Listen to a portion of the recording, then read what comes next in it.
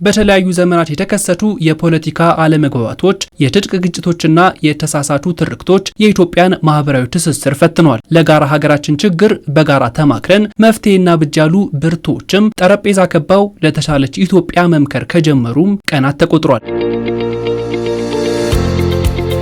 የፖለቲካ ልዩነታቸው እንደተጠበቀ ሆኖ እኔም ለሀገር ያሉ የፖለቲካ ፓርቲዎችም በምክክር ሂደቱ ተሳትፏቸውን አረጋግጧል። ከውይይት የበለጠ ለሀገር የሚበጅ መፍትሄ የለም ደግሞ የጋራ ቋንቋቸው ነው። የእኛን ክልል እንደ ትግራይ ወስደህ አሁን ያለችበትን የውድቀት ምዕራፍ ለማስተካከል ውይይት እጅግ በጣም አስፈላጊ ነው። ከውይይት በላይ ሌላ መፍትሄ አለ ብዬ አላምንም። አሁን እያካሄድ ነው ያለው ምክክር ግን በጣም አስፈላጊ አንዳጀማመሩም ከሆነ አሁን ወደ ከ50 ወደ 10 ሄዷል።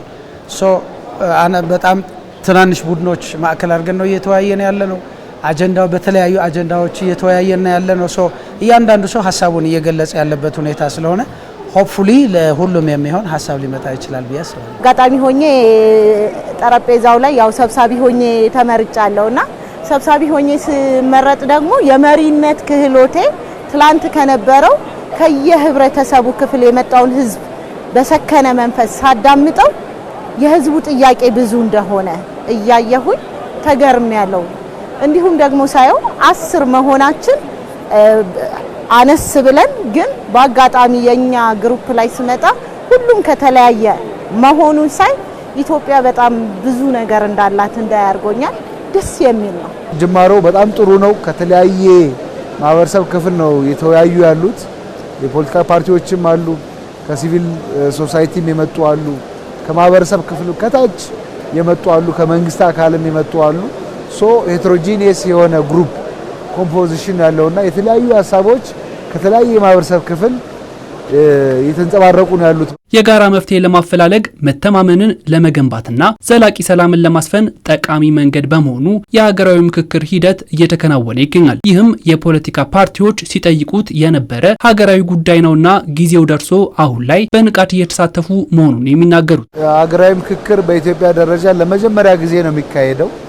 ፍላጎቱ ኢንተረስቱ ቀድሞውንም ነበረ፣ ፖለቲካ ፓርቲዎችም ሲያነሱት ነበር። ነገር ግን እውን ማድረግ የቻለ መንግስት አልነበረም። አሁን ላይ ነው ሀገራዊ ምክክሩ 4000 እና ከዛ በላይ የማህበረሰብ ክፍሎችን አዲስ አበባ ላይ አምጥቶ ሰብስቦ ያወያየ ያለው እና ተወያዮችንም አንዳንዶችን ስንጠይቃቸው እንዲህ ኢትዮጵያውያን መነጋገር ከቻሉ ምንድነው የሚያጋጨን ወደሚሉም ቁጭት ሀሳቦች የመግባት አዝማሚያዎች አሉ። ዛሬ ላይ መድረሱ እንደቀላል የማየው አይደለም። ምክንያቱም የቀድሞዎቹ ያልሰሩትን ዛሬ እንዲሰሩ ማድረግ ይሄ ትልቅ አስተዋጽኦ ነው።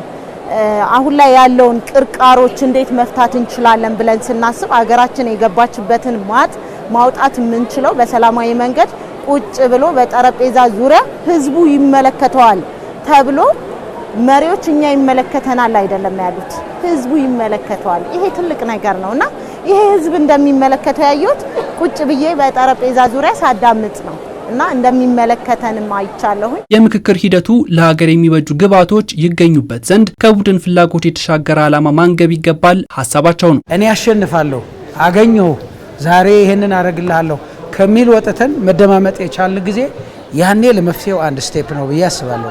ለመከራከር ብቻ ከሆነ የመጣ ነው፣ ለመሸናነፍ ብቻ ከሆነ የመጣ ነው ከነበርንበት እንወጣለን ብዬ አላስብም። አሁን ሁኔታዎቹን ሳስብ የመጀመሪያ ቀን ነው ይሄ ውይይት። በተሻለ ሁኔታ መግባባት ላይ እየፈጠርን በግል ፍላጎት ወይም በቡድን ፍላጎት ከዛ ወጣ ብለን ስለ ሀገር ማሰብ የጀመርን ጊዜ አይ ቲንክ መፍትሄ ልናመጣ እንችል ይሆናል ብዬ አስባለሁ። እኔም ኦብዘርቭ ሳደርገው ያየሁት ነገር ያ ነው። ቁጭ ብሎ መነጋገር የማይችሉ ሰዎች ዛሬ ቁጭ ብለው የተወያዩ ነው። ማይተዋወቁ ሰዎች ዛሬ የተዋወቁ ነው።